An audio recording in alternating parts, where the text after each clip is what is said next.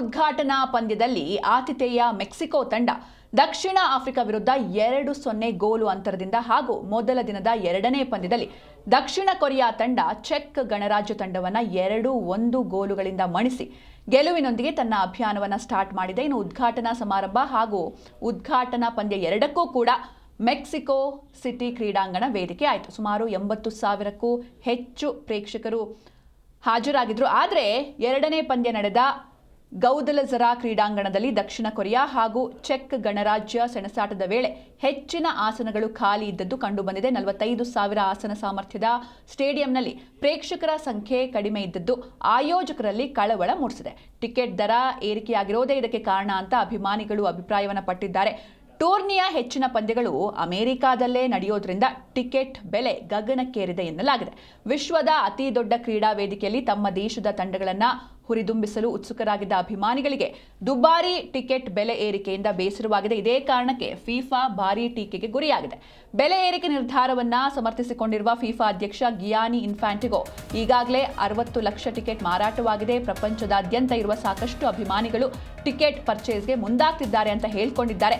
FIFA ನಿಗದಿ ಮಾಡಿರುವ ಬೆಲೆಯು ಸಾಮಾನ್ಯ ವರ್ಗದವರಿಗೆ ಕೈಗೆಟುಕೋದಿಲ್ಲ. ಕತಾರ್ನಲ್ಲಿ 2022ರಲ್ಲಿ ನಡೆದ ವಿಶ್ವಕಪ್ ಟೂರ್ನಿಯ ಟಿಕೆಟ್ಗಳಿಗೆ ಕಂಪೇರ್ ಮಾಡಿದರೆ ಇದು 5 ಪಟ್ಟು ಹೆಚ್ಚಾಗಿದೆ. ಟಿಕೆಟ್ ಬೆಲೆ ಏರಿಕೆ ಕಳವಳದ ಸಂಗತಿಯಾಗಿದೆ. ಟಿಕೆಟ್ ದರ ಇಳಿಕೆ ಮಾಡದಿದ್ರೆ ಕ್ರೀಡೆಯ ಭವಿಷ್ಯಕ್ಕೆ ತೊಂದರೆಯಾಗಲಿದೆ ಅಂತ ಹೆಚ್ಚಿನ ಅಭಿಮಾನಿಗಳು ತಮ್ಮ ಆಕ್ರೋಶವನ್ನು ವ್ಯಕ್ತಪಡಿಸಿದ್ದಾರೆ. ದೇಶದಾದ್ಯಂತ ಫುಟ್ಬಾಲ್ ಅಭಿಮಾನಿಗಳ ಉತ್ಸಾಹ ಈಗಾಗಲೇ ತಾರಕಕ್ಕೇರಿದ್ದು ಯಾವುದೇ ಅಡೆತಡೆ ಇಲ್ಲದೆ ಅತ್ಯುತ್ತಮ ಡಿಜಿಟಲ್ ವೀಕ್ಷಣಾ ಅನುಭವದೊಂದಿಗೆ ಈ ಕ್ರೀಡಾ ರೋಮಾಂಚನವನ್ನು ಸವಿಯೋದಕ್ಕೆ ಇವತ್ತೇ ZEE5 ಮತ್ತು ಯುನೈಟೆಡ್ ಏಡ್ ಸ್ಪೋರ್ಟ್ಸ್ನಲ್ಲಿ ಲೈವ್ ವೀಕ್ಷಿಸಿ, ಹಾಗೆ ನಿಮ್ಮ ನೆಚ್ಚಿನ ತಂಡವನ್ನು ಹುರಿದುಂಬಿಸಿ. ಇನ್ನು ಫಿಫಾ ವಿಶ್ವಕಪ್ನ ಎರಡನೇ ದಿನವಾದ ಶುಕ್ರವಾರ ಆತಿಥೇಯ ಕೆನಡಾ ಮತ್ತು ಬೋಸ್ನಿಯಾ ತಂಡಗಳು ಮುಖಾಮುಖಿಯಾಗಿದ್ವು. ಆದರೆ ಈ ಎರಡೂ ತಂಡಗಳಿಗೆ ಪಂದ್ಯವನ್ನು ಗೆಲ್ಲೋದಕ್ಕೆ ಸಾಧ್ಯವಾಗಲಿಲ್ಲ. ಕೆನಡಾ ಮತ್ತು ಬೋಸ್ನಿಯಾ ತಲಾ 1 ಗೋಲು ಕಲೆ ಹಾಕಿದ್ರಿಂದ ಪಂದ್ಯ ಡ್ರಾನಲ್ಲಿ ಕೊನೆಗೊಂಡಿದೆ. 1986 ಮತ್ತು 2022ರ ಪಂದ್ಯಾವಳಿಗಳ ನಡುವೆ 6 ಸೋಲುಗಳನ್ನು ಅನುಭವಿಸಿದ ಕೆನಡಾ ಈ ಡ್ರಾ ಮೂಲಕ ವಿಶ್ವಕಪ್ ಇತಿಹಾಸದಲ್ಲಿ ಮೊದಲ ಪಾಯಿಂಟ್ ಕಲೆ ಹಾಕಿತು. ಕೆನಡಾವನ್ನ ಸೋಲಿನಿಂದ ರಕ್ಷಿಸಿದ ಸಂಪೂರ್ಣ ಕ್ರೆಡಿಟ್ ಬದಲಿ ಆಟಗಾರ ಸೈಲ್ ಲಾರಿನ್ ಅವರಿಗೆ ಸಲ್ಲುತ್ತೆ. ಅವರು ಮೈದಾನಕ್ಕೆ ಬಂದ ಕೆಲವೇ ನಿಮಿಷಗಳಲ್ಲಿ ಗೋಲು ಗಳಿಸುವ ಮೂಲಕ ಕೆನಡಾವನ್ನ ಸೋಲಿನಿಂದ ಪಾರು ಮಾಡಿದ್ರು. ಹಾಗೆ ಸ್ಕೋರ್ ಕೂಡ ಬ್ಯಾಲೆನ್ಸ್ ಆಯಿತು.